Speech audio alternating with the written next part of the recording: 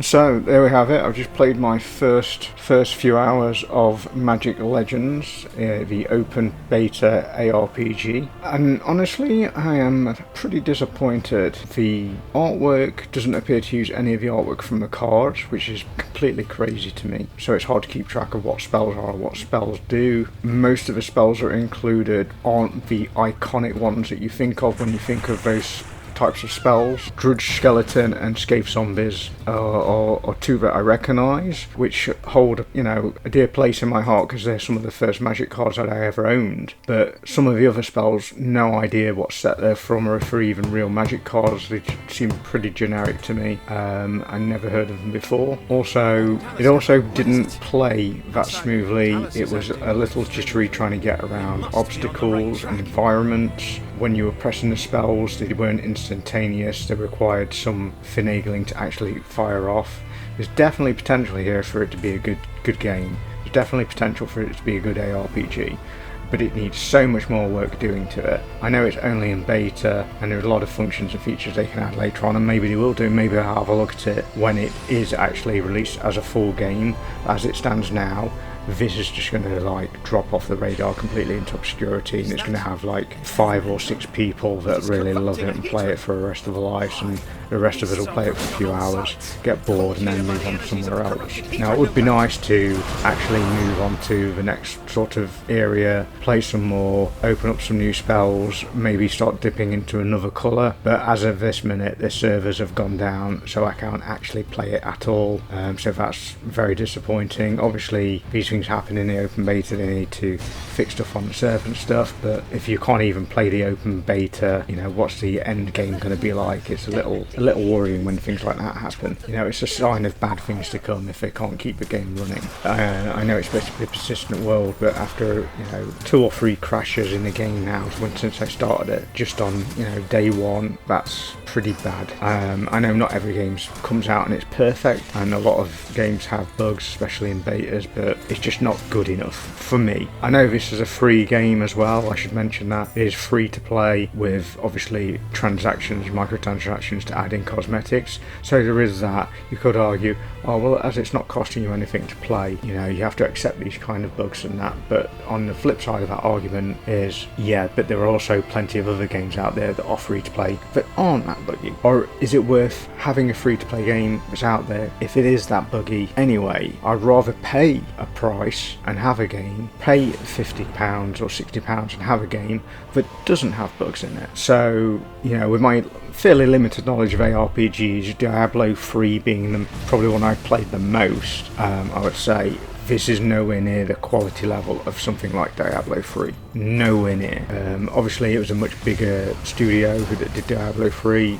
Blizzard kind of had many more people working on it than this studio did. Cryptic Studio is probably quite a small studio, but, you know, again, it's just making excuses. It's still not acceptable in my eyes. So for that reason, I don't think this is going to see a lot of play. I think there'll be probably a few people that play it during the beta, get some interest out of it, and then get bored after a while because it's fairly repetitive and move on to something else. When the actual game launches past the beta and it's the full-fledged game, you'll probably get another rise in players then.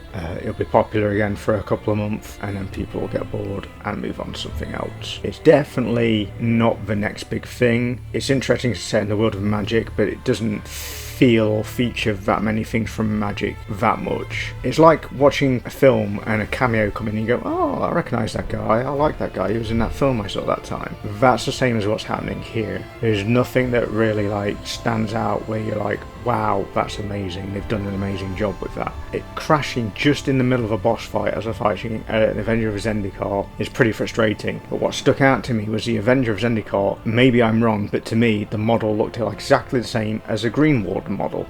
You could argue that they're quite similar creatures, which is fine, and you know, you have to reuse assets that, you know, in a game of this type I would expect enemies to turn up in different colours and be slightly stronger. That happens in RPGs. That happens in ARPGs, that happens in a lot of games, but still, Avenger of Zendikar is an iconic green creature. Everyone who plays, well, definitely Commander, a lot of Commander players will have recognised the creature and know what it is.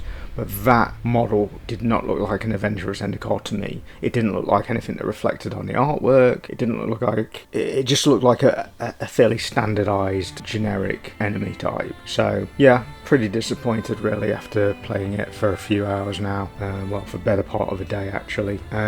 So, I might give it another chance. I might switch over to a controller.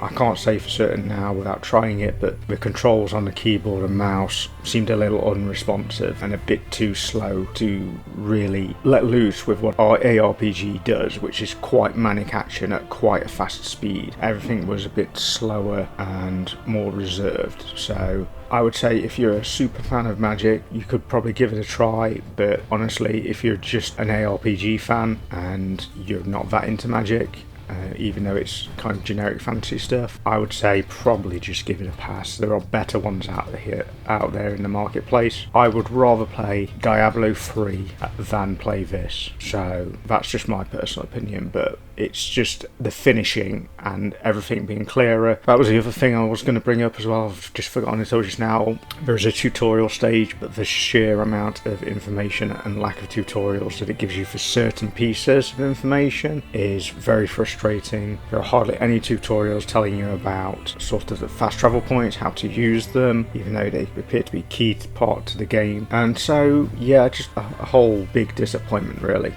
Such a shame, because it definitely shows promise, but I don't think it's going to get there. Sort of echoes of Cyberpunk to me, which is maybe an unfair thing to say, but you know, that showed promise, didn't get there. This is kind of following in suit for me. After playing Cyberpunk and having, you know, the game be unfinished, and yeah, they could add patches and stuff later to try and fix it. If the servers are going down and it's lagging, stuff's not working properly, it just doesn't bode well for the game when it's on full release, regardless of it being in beta now. So yeah, I'd say probably avoid it and check out other ARPGs that have got higher ratings out there.